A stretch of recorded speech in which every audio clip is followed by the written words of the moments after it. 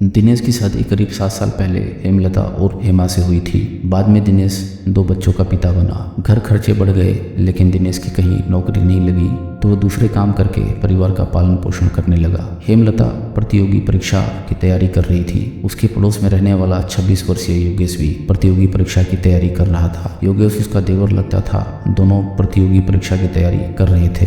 इस दौरान एक दूसरे के संपर्क में आ गए। दिनेश सुबह काम पर घर से चला जाता था, फिर वह शाम को ही घर वापस लौटता था। हेमा की सास अपने छोटे बेटे के पास सटे मकान में रहती थी। हेमा अपने दोनों बच्चों के साथ पूरे दिन घर में अकेली रहती थी। योगेश अक्सर दिनेश की गैर मौजूदगी में हेमलता के पास आकर प्रतियोगी परीक्षा की तैयारी करने लगा। दोनों सवाल जवाब करते और पढ़ाई करते। थोड़े दिनों तक साथ रहते रहते दोनों प्रतियोगी परीक्षा की तैयारी के साथ साथ प्रेम परीक्षा की भी तैयारी करने लगे। योगेश वर्मा जब भी हेमलता के घर आता वह हेमा को ही ताकता रहता था। एक दिन हेमा ने कहा, योगेश तुम मुझे ऐसे घूर घूर कर क्या देखते हो? मैं कोई 8वां अजूबा हूँ? सुनकर योगेश बोला, भाभी आप इतनी खूबसूरत है, मगर देखो कहाँ ऐसे आदमी के पल्ले बंधी है जो दिन में काम और रात में शराब पीकर अपने में ही मस्त रहता है। उसे आपकी परवाह नहीं है। ये किस्मत का खेल है योगेश, इसमें किसी का दोष नहीं है। हेमा ने उदास स्वर में कहा। इस पर योगेश बोला, किस्मत बनाना और बिगाड़ना खुद के हाथ में होता है। आप चाहो भाभी तो आपकी और मेरी किस्मत संवर सकती है। योगेश बोला, वो भला कैसे? वह चौंकते हुए बोली, भाभी मैं आपसे प्यार करता हूँ, मुझे आप बहुत अच्छी लगती हैं। जब मैं आता हूँ तो रूप की रानी को ही देखता हूँ। योगेश ने कहा,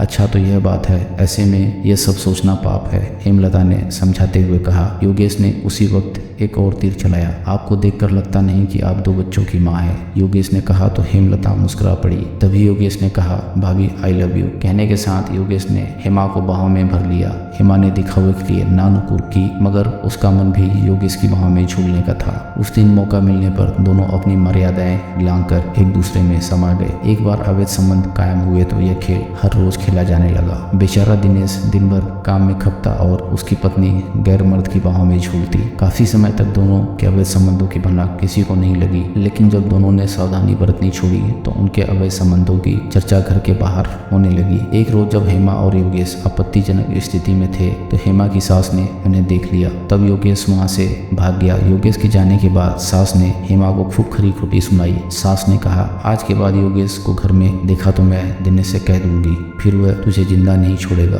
तू योगेश से कह दे कि वह आइंदा घर नहीं आए। हेमा सास की कड़वी बातें सुन रही उसकी चोरी पकड़ी गई थी। वह कुछ बोलती तो बखेड़ा खड़ा होता। एक दिन माँ ने दिनेश से भी इशारों में कहा, बेटा तू काम करने चला जाता है, योगेश दिन भर बहू के पास पड़ा रहता है। कहता दोनों प्रतियोगी परीक्षा की तैयारी कर रहे हैं, मुझे इनके लक्षण अच्छे नहीं लग रहे हैं। योगेश का घर आना बंद करा और बहू पर नकेल कस, वरना वह हमें मुंह दिखाने लायक नहीं छोड़ेगी। माँ की बात सुनकर दिनेश सब समझ गया। वह कोई दूध पीता बच्चा नहीं था। दिनेश ने पत्नी हेमा से कहा, सुना है योगेश दिन भर यहाँ पड़ा रहता है, उसको मैं आज के बाद घर में नहीं देखना चाहता। नहीं तो मुझसे फोन पर बात करोगी, प्रतियोगी परीक्षा की कोई जरूरी नहीं है। सुनकर हेमा को बहुत बुरा लगा, मगर वह इतना ही बोली, जैसी आपकी मर्जी। थोड़े दिन तक हेमा व योगेश दूर रहे। हेमा ने फोन करके योगेश को बता दिया कि उनके अवैध संबंधों की पोल खुल गई है, इसलिए वह कुछ दिनों तक दूरी रहे। इस दौरान वह मौका मिलने पर फोन पर बात कर लेते थे, लेकिन ऐसा वह ज्यादा दिनों तक नहीं कर सके।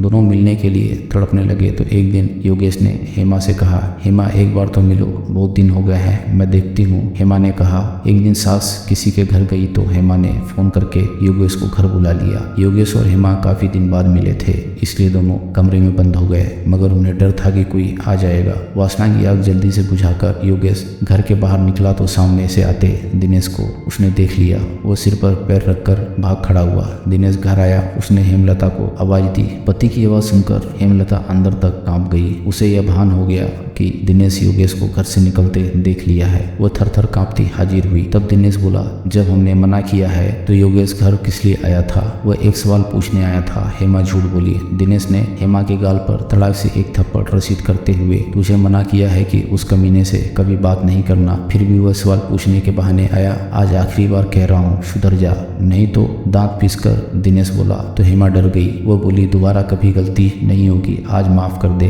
दिनेश ने कहा, ठीक है। हेमा हेमा ने अगले दिन मौका मिलने पर योगेश को फोन करके सारी बात बता दी। हेमा ने कहा, योगेश अगर तुम मुझे प्यार करते हो तो दिनेश को रास्ते से हटाना होगा या फिर मुझे भूलना होगा। सुनकर योगेश बोला, मैं तुम्हें हरगिज नहीं भुला सकता, इसलिए दिनेश को ही रास्ते से हटाते हैं। उसके बाद हेमलता और योगेश ने दिनेश की हत्या की साजिश रची। साजिश के तहत दिनेश की हत्या करके उसे आत्महत्या का रूप देना था। 1 महीने से दोनों मौके की तलाश में थे।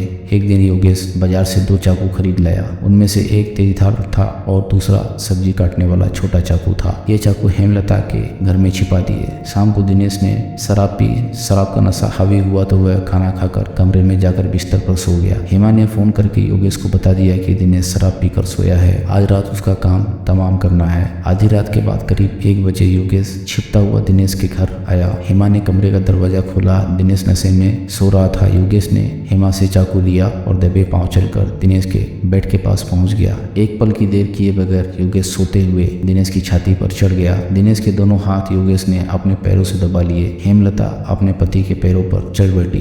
दिनेश नींद से जागता उससे पहले ही योगेश ने तेजधार चाकू से उसका गला रेत दिया। दिनेश नींद में थोड़ा छटपटाया और मौत की नींद सो गया। फिर हेमा ने छोटा चाकू दिनेश के बहते खून में डुबोया और वहीं रख दिया। योगेश गला रेतने वाला चाकू लेकर हेमा से यह कहकर कि थोड़ी देर बाद रोकर बताना कि दिनेश ने खुदकुशी कर ली है। इसके बाद रात करीब 2:30 बजे हेमा ने रोना शुरू किया तो सास, चाचा, ससुर एवं पड़ोस के लोग आए। इसके बाद हेमा ने सभी को नियोजित कहानी बताई। दोस्तों, अगर आपको कहानी पसंद आ रही हो तो वीडियो को लाइक करें और चैनल को सब्सक्राइब करें। हम ऐसी मज़ेदार कहानियाँ आपके लिए लाते रहेंगे।